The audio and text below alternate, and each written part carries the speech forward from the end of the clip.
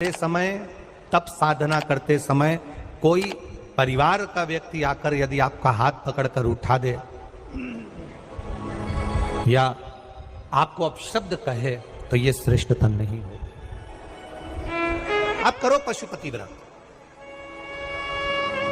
आप करो सोमवार के व्रत, पर निवेदन है कि व्रत करते समय व्रत के पहले आपके परिवार वालों को, आपकी पति को, माता पिता को, परिवारजन को ये बात बता दी जाए कि हम ये व्रत कर रहे हैं। क्यों? उसका कारण केवल इतना सा है कि जब हम ये परिवार वालों को बता देंगे कि हम व्रत कर रहे हैं तो आपके व्रत में कोई टोकने वाला नहीं रहेगा, आपके व्रत को कोई रोकने वाला नहीं रहेगा और आप निष्कपट भाव से भगवान की अविरल भक्ति को धारण कर सकते हो। निष्कपट भाव भगवान के भजन को धारण कर सकते।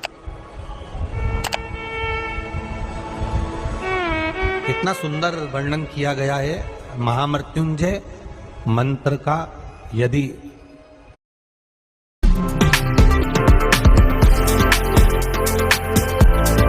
मन से अनुष्ठान करवा रहे हैं,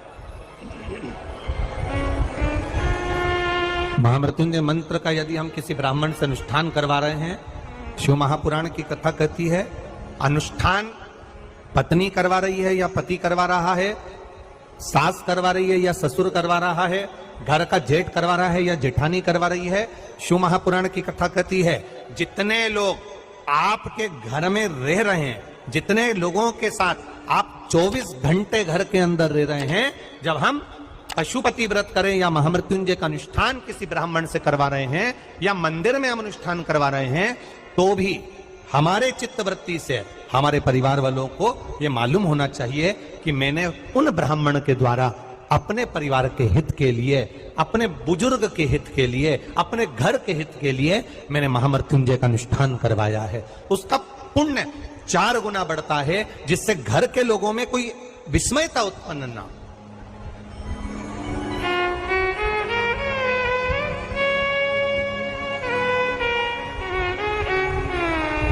हमारे भीतर कोई विस्मयता उत्पन्न ना हो,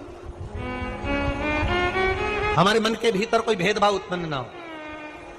और हम तो यहां तक कहेंगे, आप अगर शंकर जी के मंदिर में जा रहे हो, 1 लोटा जल चढ़ा रहे हो, शंकर जी के मंदिर में पहुंचकर 1 लोटा जल समर्पित कर रहे हो, तो भी आपके घर के लोगों को मालूम होना चाहिए कि ये पास वाले शिव मंदिर में गई है, मेरे पास के मंदिर में मेरा घर का बच्चा शंकर जी को जल चढ़ाने गया है, मेरा पति पास के मंदिर में शंकर भगवान को जल समर्पित करने के लिए गया है। ये घर के लोगों को ज्ञात होना चाहिए।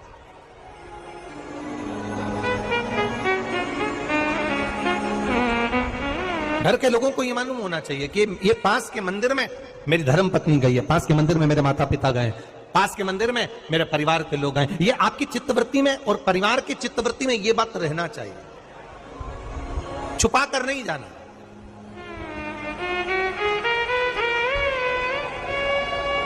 छुपा कर भगवान के मंदिर में नहीं जाना, छुपा कर पशुपति व्रत नहीं करना। महाराज, शिव महापुराण की कथा वर्णन करती है कि आप भगवान का अगर कोई व्रत, कोई साधना, कोई नियम ले रहे हो, माना आपने कोई व्रत करा, कोई करी, पर घर के लोगों को वो ज्ञात होना चाहिए कि ये मंदिर तक जा रही है, ये पशुपति व्रत कर रही है, आराधना कर रही है। आज माता पार्वती जी ने शिव जी के सम्मुख में ये बात कह दी कि मैं एकांत में जाकर भगवान का तप करना चाहती हूं और एकांत में बैठकर तप करना चाहती हूं और उस तप का जो पुण्य है वो आपको देना चाहती हूं। शंकर भगवान ने तुरंत माता पार्वती जी से कहा, सुनो जगत जननी, सुनो जगदम्बा, सुनो पार्वती, आप तप करो, मना नहीं है, आप साधना करो, मना नहीं है, आप आराधना करो, मना नहीं है।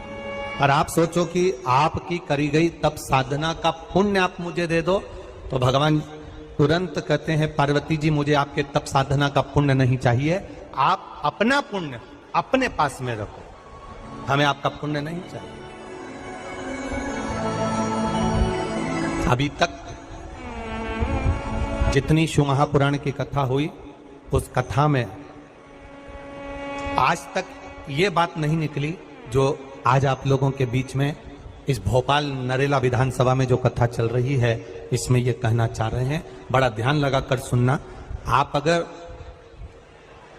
5 महीने तक, 6 महीने तक, 3 महीने तक, 2 महीने तक, 15 दिन, 20 दिन, 1 महीना, 1 साल, 2 साल, 8 साल, 4 साल अगर आपने शंकर भगवान को जल चढ़ाया है तो शिव महापुराण की कथा यहां तक कहती है कि आपके घर में अगर कोई व्यक्ति बहुत दयनीय स्थिति में पड़ा हुआ है, हॉस्पिटल में पड़ा हुआ है, कोई तकलीफ में पड़ा हुआ है, कोई कष्ट में पड़ा हुआ है, तो आप जब भगवान शिव को जल समर्पित करो तो बाबा से ये विनती कर कर भी जल समर्पित कर सकते हो कि मेरे परिवार का एक व्यक्ति, उसका ये साथ में ये हो गया और वो हॉस्पिटल में पड़ा, उसका नाम ये है, गोत्र ये है। बाबा हमने जो तप साधना करी है, हमने जो इतने महीने तक आपको जल समर्पित करा है, हमने जो बेलपत्र समर्पित करी है, मेरे बाबा आज स्वीकार करना। और जो हॉस्पिटल में पड़ा है, जो कर्जे में लदालूम पड़ा है, जो तकलीफ भोग रहा है, ऐसी कृपा करना बाबा कि मेरे 2 महीने जो मैंने जल चढ़ाया है उस चढ़ाए गए जल का पुण्य मैं उसके खाते में देती हूं और उसको ठीक कर देना। यह पुण्य का भाग है।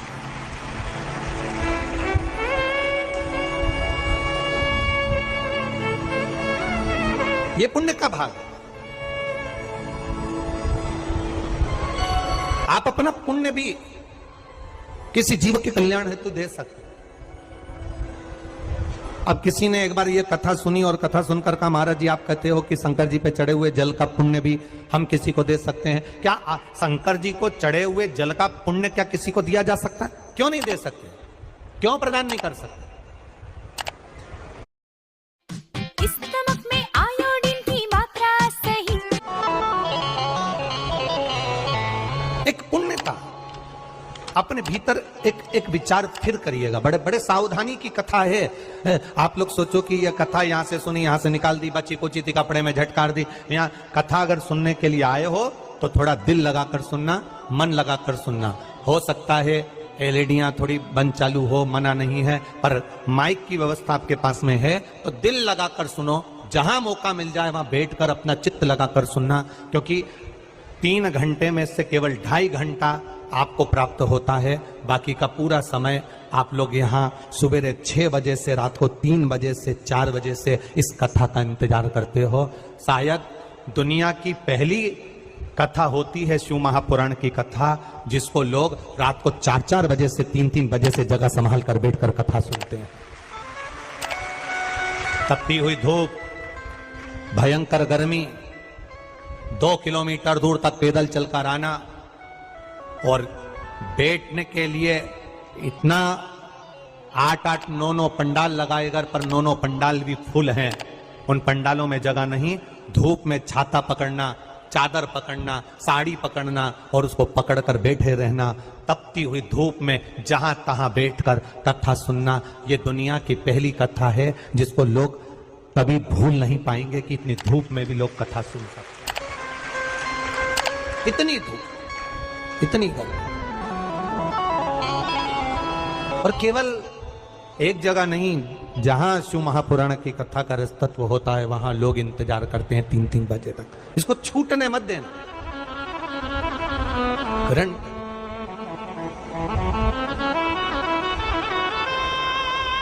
शादी में गए हो, 500 का लिफाफा दिया है तो भोजन कर कर जरूर जाना, और कथा में धूप में चलकर आए हो तो भले आधे घंटे की सुनना, पर कथा में दिल लगाकर जरूर जाना। दिल लगाकर जाना, चित्त लगाकर। आप अगर 1 लोटा जल भगवान शिव को समर्पित कर रहे हो, आप एक बेलपत्र भगवान शंकर को समर्पित कर रहे हो, आप एक शमी का पत्ता भी भगवान शंकर को समर्पित कर रहे हो, आप भगवान शंकर का पंचानंद स्नान करा रहे हो, आप भगवान शंकर के मंदिर का शिखर दर्शन कर रहे हो, आप भगवान शंकर के मंदिर में जाकर झाड़ू लगा रहे हो, पोछा लगा रहे हो, सफाई कर रहे हो, तो भी तुम्हारी चित्तवृत्ति में रहना चाहिए कि जब किसी पर दुख की घड़ी आए, किसी पर तकलीफ आए, किसी पर कष्ट आए, हमारा करा गया पुण्य हम उसके खाते में दे सकते हैं।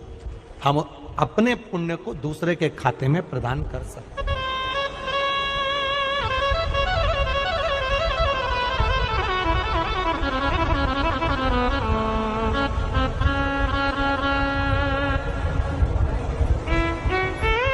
बेलपत्र,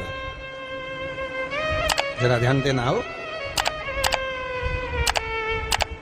ये बेलपत्र जो होता है, इस बेलपत्र पर कभी कभी आपने देखा होगा कि कई लोग बीच वाले पत्ते पर चंदन लगा देते हैं। ये जो बीच का पत्ता होता है, इस पर लोग चंदन लगा देते हैं। शिव महापुराण की कथा कहती है, अगर भूलवश भी अनायास आपके पास बेलपत्र भी नहीं है, शिव जी का चढ़ा हुआ बेलपत्र भी अगर आपने उठा लिया और उठाकर उस बीच वाले पत्ते पर एक चावल का दाना रखकर भी आप भगवान भोलेनाथ को समर्पित कर रहे हो, तो ये समझ लेना कि तुमने महीना, 2 महीना, 4 महीना, 6 महीना, 8 महीने में, हम तो हमेशा कहते आए हैं, आज फिर कर रहे हैं, 1 महीना पूरा हो जाए जल चढ़ाते, 2 महीना पूरा हो जाए जल चढ़ाते, 3 महीना पूरा हो जाए, 4 महीने पूरे हो गए, 6 महीने पूरे हो गए, या आपका साल भर पूरा हो गया, प्रयास करा करो एक पत्ते पर एक चावल का दाना रखकर शिव जी को समर्पित करना। क्यों? जो तुमने पूर्व में जल चढ़ाया है वो चावल का दाना अक्षय, उसको अक्षत माना जाता है, अक्षय माना जाता है। मतलब तुमने अभी तक जो जल समर्पित करा है वो कभी समाप्त तो नहीं हो सकता, उसका पुण्य तुम्हारे खाते में चलेगा, या अब तुम उसको किसी को भी प्रदान कर सकते हो।